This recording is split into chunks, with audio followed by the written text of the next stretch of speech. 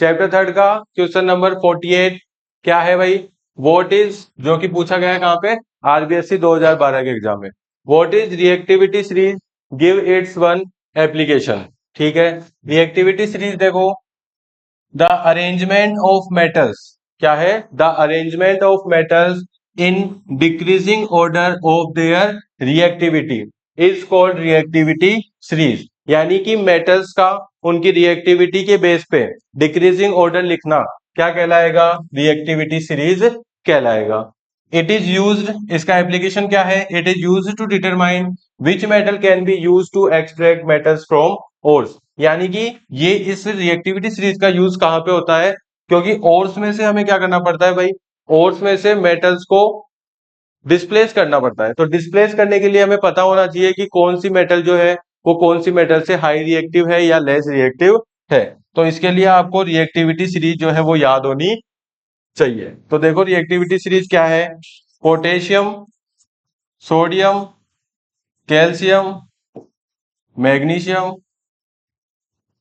Aluminium, zinc, Fe यानी iron, Pb lead, hydrogen, copper, Hg mercury, Ag silver और Au gold. ये है हमारी क्या? Reactivity series. अब इसे याद रखने के लिए एक ट्रिक है आपके पास, इसको आप याद कैसे कर सकते हो? देखो, काना, काना, कार, मांगे, अल्टो, जैन, फरारी। पीबी से हो जाएगा क्या? प्रभु,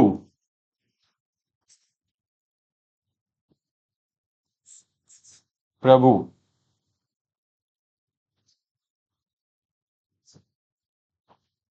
प्रभु, है, क्यों, हुजूर, हुजूर के लिए एच डी हो जाएगा, मर्क्यूरी, आगे ए जी ए, और आओ का हो जाएगा ए ओ यू।